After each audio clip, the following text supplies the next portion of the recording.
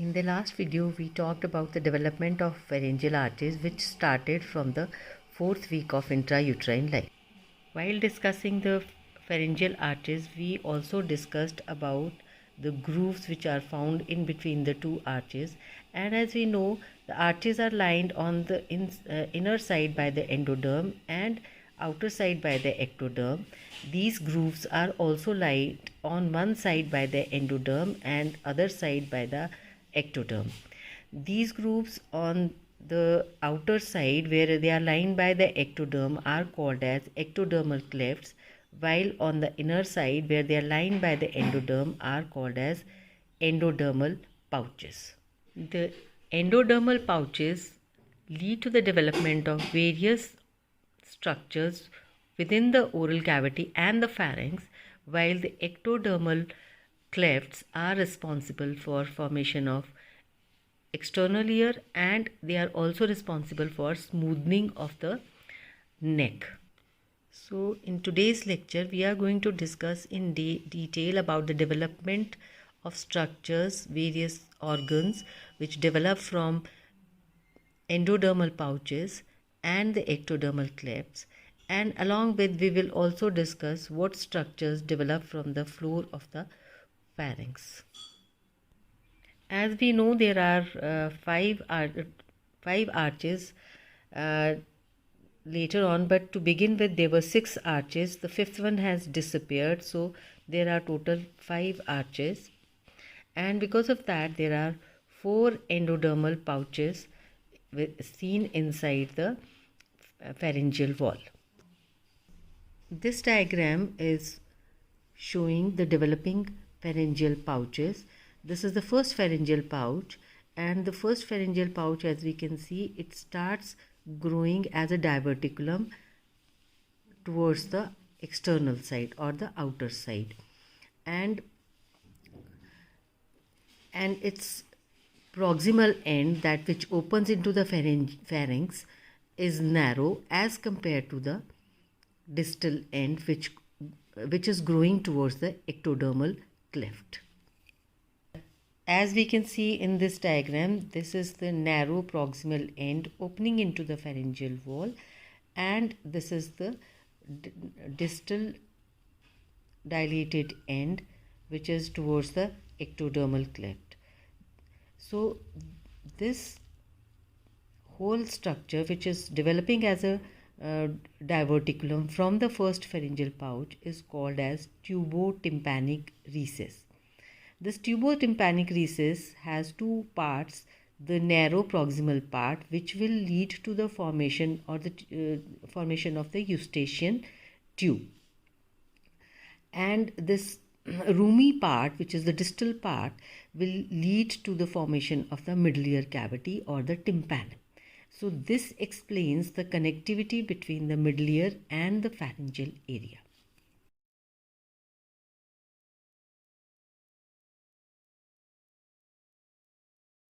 So this is the tubotympanic recess, and here we have the growing first ectodermal cleft. In between the two there is a narrow mesodermal area which can be seen well developed or thinned out in the later stage, something like this. Now this narrow area, if you consider, has mesoderm in between, and on one side it is lined by the endoderm, while on the other side it is lined by the ectoderm. Thus this structure will lead to the development of tympanic membrane. So the first pouch will lead to the formation of eustachian tube and the tympanic cavity or the middle ear cavity, while the second pouch, the epithelium or the endoderm here, it grows and forms the palatine tonsil, and this palatine tonsil, the epithelium which is going to form the palatine tonsil, grows into the mesoderm, as is seen in this diagram. Here the endodermal tissue or the epithelial lining of this pouch, it grows, proliferates and grows deep into the mesoderm, where the some of the mesodermal tissues are also invaded inside and they ultimately form the palatine tonsil. And the remaining part of the second endodermal pouch can be seen even in adults in the form of tonsillar fossa. During 3rd to 5th month, this developing palatine tonsil is invaded by the lymphoid tissue. Third pharyngeal pouch is divided into two parts, the dorsal and the ventral aspect. The endoderm in the dorsal aspect will proliferate to form parathyroid 3, which is also called as inferior parathyroid, and the ventral portion forms the thymus on either side. Both these primordia, that is the parathyroid part and the thymic part, they lose their communication with the pharynx and they start the moving down in the mesoderm. The thymic gland or the thymus migrates downwards towards the thorax, and along with it, it also takes inferior parathyroid or parathyroid 3 downwards towards the developing thyroid gland. Migrating thymus, which reaches thorax, will fuse with its counterpart from the opposite side and ultimately will be seen in the upper thoracic region, while in the parathyroid 3 will also migrate along with the thymus and will take its normal position, which is on the posterior aspect of the thyroid gland, inferior aspect. Fourth pharyngeal pouch also has, just like the third one, it also has dorsal and the ventral parts. Its ventral part is also considered to be formed by the fusion of the fourth and the fifth pouch, and this ventral part is also called as ultimobranchial body. While the dorsal part leads to the formation of the parathyroid gland, that is parathyroid 4 or superior parathyroid. It is called superior parathyroid because it does not migrate but settles on the posterior aspect of the thyroid gland in upper part. So it lies in the posterior superior relation to the thyroid gland. That is why it is called as superior parathyroid.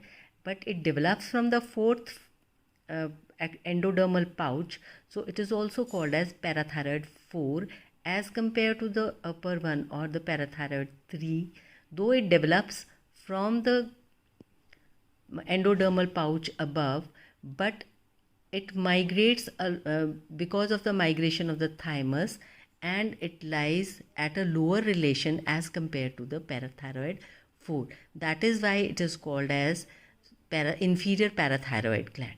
So this was the structures which were developing from the endodermal pouches, and I will just repeat. From the first endodermal pouch we have tubotympanic recess, as you can see in the lower diagram also, the tubotympanic recess, which will lead to the formation of eustachian tube and the middle ear cavity, while the second pouch will lead to the formation of palatine tonsil, and rest of the pouch can be seen even in adults in the form of tonsillar fossa, while third pouch, the dorsal aspect, will lead to the formation of parathyroid 3 or the inferior parathyroid, while the ventral aspect will form thymus gland, which will migrate and take the parathyroid 3 to the lower position in relation to the thyroid gland. And then the fourth pouch, which also has ventral and the dorsal aspect, the ventral aspect is contributed by the remnant of the fifth pouch, is called as ultimobranchial body, while the dorsal aspect leads to the formation of parathyroid, which is lying at the superior position, so it is also called as superior parathyroid, while ultimobranchial body, which also lies in relation to the thyroid gland,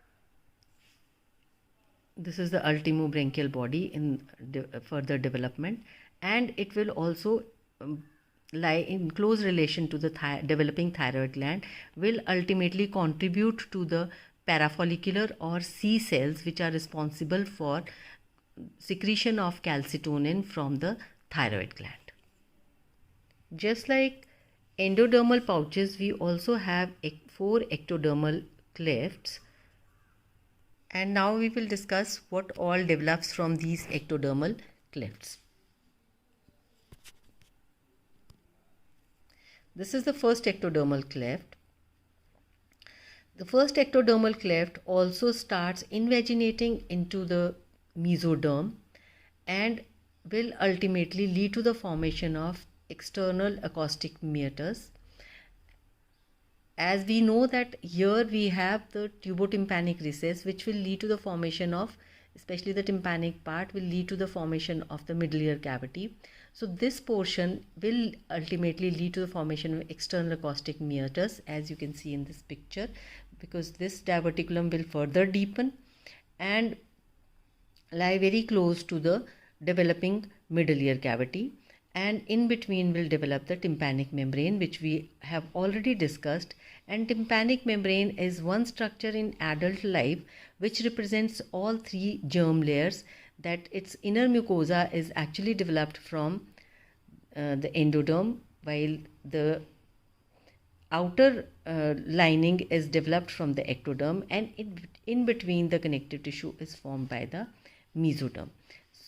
So here the first cleft will lead to the formation of external acoustic meatus, while the pharyngeal first and the second pharyngeal arches will lead to the formation of pinna. Now the second arch, it overgrows over rest of the pouches, that is second, third and the fourth pouch, and this process is basically for the smoothening of the neck. As we can see in this picture, this is the outer aspect and this is not a smooth area. So if this second arch does not overgrow over the second, third and the fourth cleft, it will lead to an uneven structure or uneven surface of the neck, which is not seen in any of the adults. So when it is overgrowing, it ultimately the mesodermal tissue of the second arch, which is overgrowing, will ultimately join with the mesodermal tissue of the fourth arch and will form a smooth surface, something like this, right? So in the beginning, if you see, there is some space which communicates with the exterior. This is called as cervical sinus, which later on decreases in size and ultimately obliterates. Sometimes these spaces or the cervical sinuses, as we've seen in the upper area, these the spaces which are formed ultimately here, they may not obliterate, and these spaces may develop later on in life as cysts. These are called as branchial cysts or cervical cysts, which can be seen in adults on the lateral aspect of the neck, just anterior to the sternocleido. Sometimes these cervical cysts which are formed, they may get infected and may form a pathway towards the outer aspect or towards the inner aspect. When they are communicating outside, which is most common, they are called as, these cysts are called as cervical sinuses, while if they communicate with interior, which is quite a rare problem, it is seen as communicating with the second pouch somewhere in the tonsillar fossa.